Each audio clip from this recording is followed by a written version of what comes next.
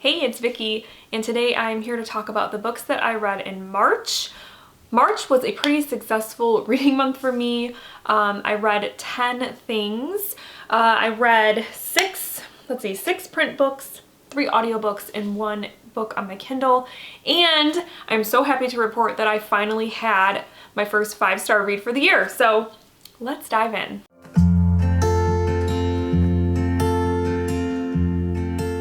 First book that I completed in March was a carryover from February, and this was an anticipated read for me. I read Grady Hendrix's new book, How to Sell a Haunted House. In this one, I went into it with kind of weird expectations because I initially was really interested in this book because A, I'm a fan of Grady Hendrix, but also I love haunted house stories. And obviously by the title, I was like, okay, this is gonna be totally up my alley. And then as reviews started coming in, people were mentioning that it was about puppets and dolls, which is something that does not scare me at all. So I kind of went into it with like mixed feelings, expectations. And yeah, basically this is about a brother and sister whom are sort of on the outs with each other. They don't get along, they never really have, and their parents die suddenly and they have to come together and start going through their parents' things, figuring out what they're going to do with their parents' house, while also dealing with the grief of losing their parents and also their own baggage. And so this book is very much about grief, generational baggage, trauma, whatever you want to call it, family dynamics, all of that stuff. But also, yes, it is about puppets and dolls, evil puppets and dolls. And so for me, this book was a lot of fun. For like a huge chunk of it to me was fun. And it sort of reminded me of like a horror comedy in many aspects. Some of the like physical stuff that happens in the book is very, at times, very slapstick. Something like a Sam Raimi movie, like if you're a fan of the Evil Dead movies, or even like Drag Me to Hell was another Sam Raimi movie that I happen to just love. So I feel like if this were ever to be picked up to be a movie, Sam Raimi would be the man to do this because it really gave off those vibes and I feel like he would nail it cinematically. So it was entertaining. It had some good action. But it also at times did feel a little long. And some of the stuff that went on it seemed to just go on and on. But it was fun. And I also liked the themes that it explored. So was this my favorite Grady Hendrix? No. But this one was good. I enjoyed it more than I thought I would. Because like I said, I thought puppets and dolls, no thanks. But it was pretty fun and I gave it 4 out of 5 stars. Next up, I read a book for middle grade March. This was my first like middle grade book of the month. And I picked this up totally because of my daughter. She happened to bring it home from her school library. She had checked it out. And it looked kind of interesting and it was one I'd kind of seen. And so I was like, you know what, I'm gonna read that too. And I read Ghosts by Raina Telgemeier, I think is how you say her name. And this is a middle grade graphic novel about a young girl who moves to a new town with her parents and her sister. I can't remember what her sister's name is, but her younger sister has cystic fibrosis. And the reason they move is because they're hoping that this climate where they move to will be better for her with her breathing and everything. And so when they get there though, there's this heavy tie-in to ghosts that this whole town, basically, it's just like a known thing that there are like ghosts hanging around. And then there's a lot of ties to the Day of the Dead or Dia de los Muertos. And that kind of plays into the story as well. So it deals a lot with like this like sister relationship, which I really enjoyed. I really liked their relationship. And also not really having a main character with cystic fibrosis is not something I've seen very often, so I thought that that was nice to see. I can't really speak to the rep, but I definitely, as someone who doesn't know anyone personally with cystic fibrosis, felt like I got a sense of what their daily life is like. So I did like that. The only thing about it that I was kind of like iffy on was the Day of the Dead stuff, which takes on a bigger role towards the end of the story. It came across to me, I don't know, it just didn't seem like it landed right. And Reina Telgemeier is not Mexican or have any ties whatsoever to that in her heritage or culture. It was just something that she kind of wanted to write about or was like passionate about. So I would say if you're looking for that in the sense of like an own voices, this is not it.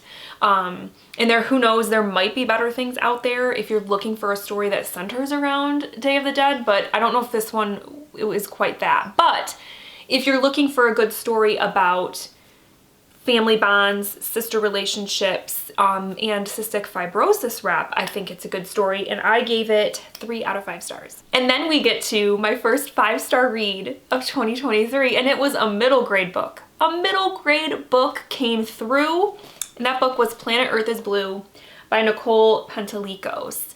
And this one takes place in the 1980s. And it centers around a young girl named Nova who is currently in the foster care system and has been, I think at the start of the book she's 11 or 12, and she's been in the system since she was 5.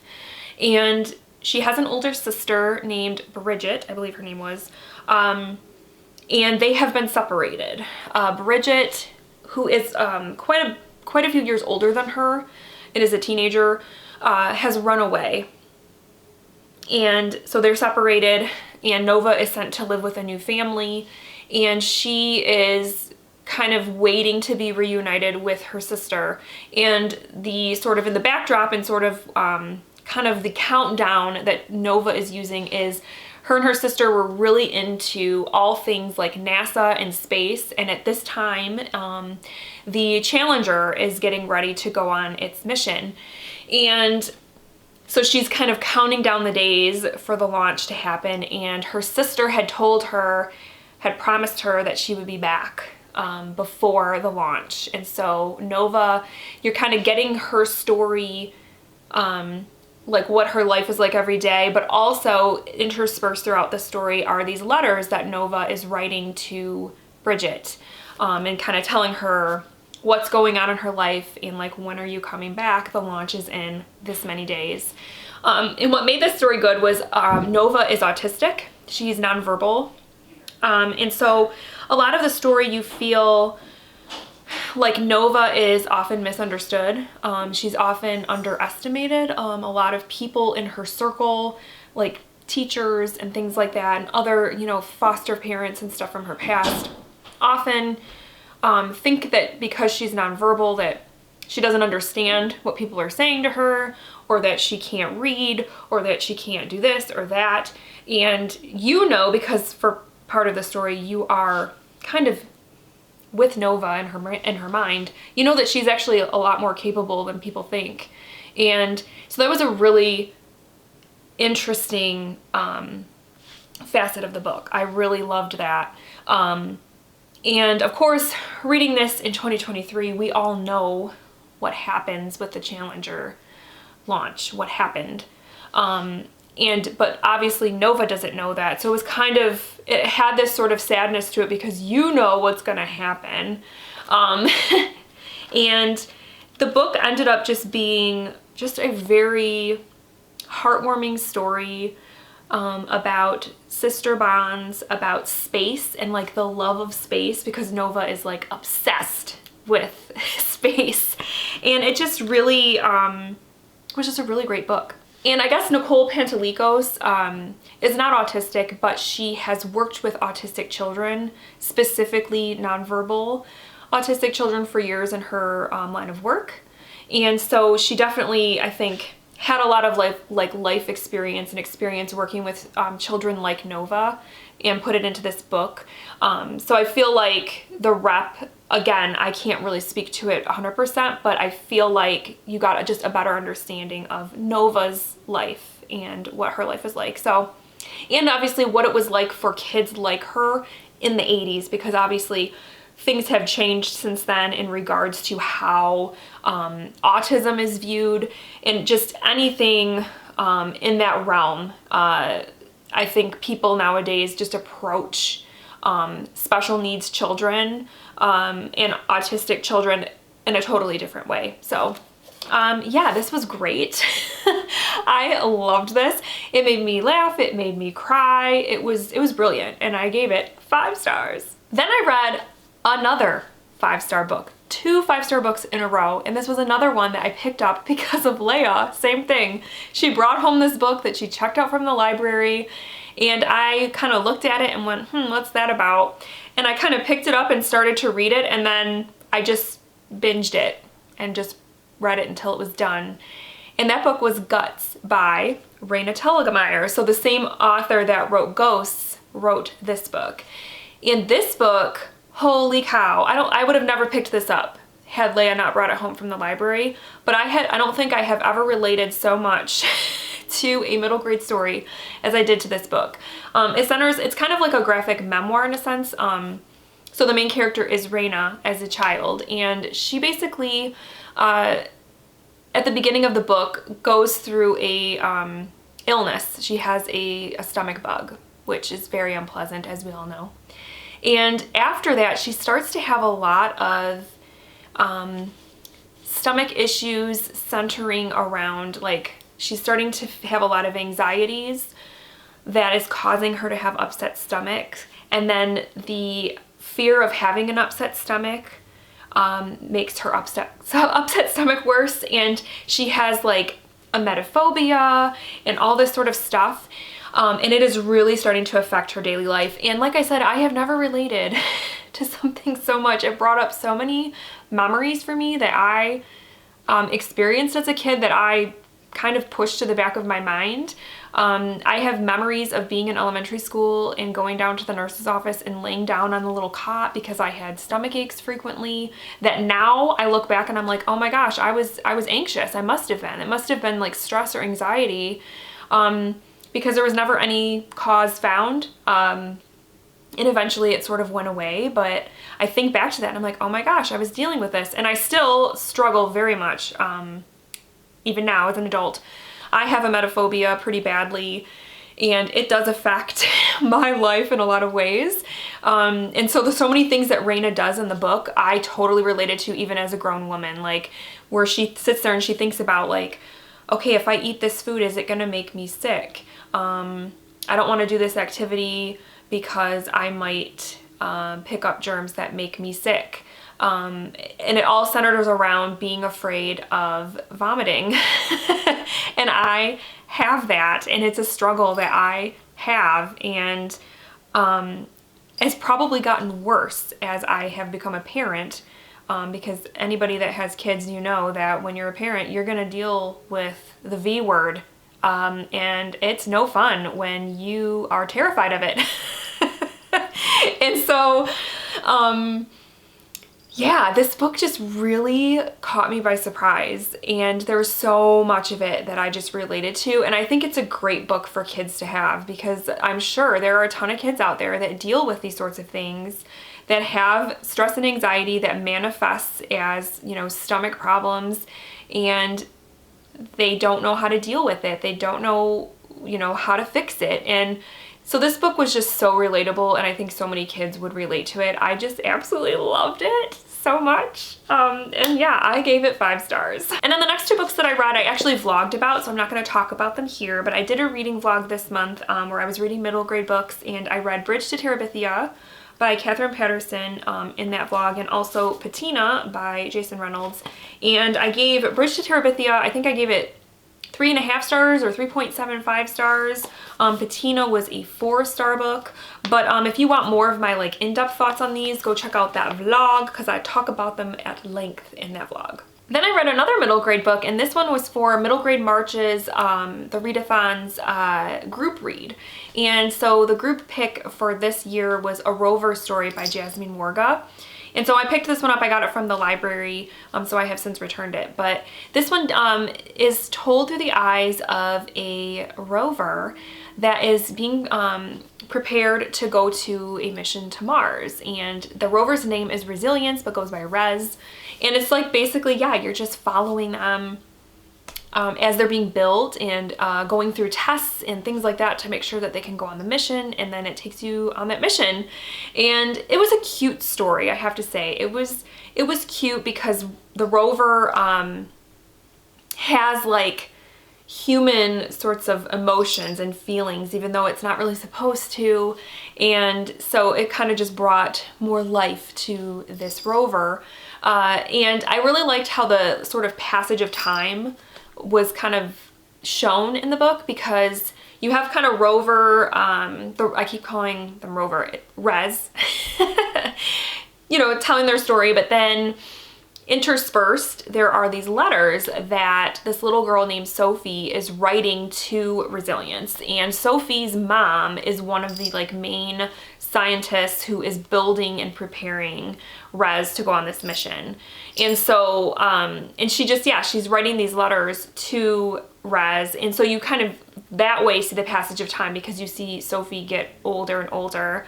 And you just see like how many years and how much time and energy goes into these missions and preparing these robots for their mission. And so it was a cute story. It was good. It's not something I would typically read, and honestly I don't think I would have picked it up if it wasn't the group pick for middle grade March. I didn't connect with it as much as I wanted to, and that's probably because I'm just not a sci-fi reader, and really barely at all. And so this is just kind of outside my wheelhouse, but it was cute. And I think any kid that is really interested in space exploration and this sort of thing would really like this. So I gave it 3 stars, but again, I think if it was given to a kid that was really into that topic, they would probably just love it. Then the last middle grade book that I read for middle grade March was Wish Tree by Katherine Applegate. And this is one that I had on my list for my like revamp that I'm kind of project that I'm doing this year, because I've had this book on my shelves for 5 years and decided like I have to read it this year or it's gotta go. And I'm really glad I read this, and I kind of put it aside for middle grade March.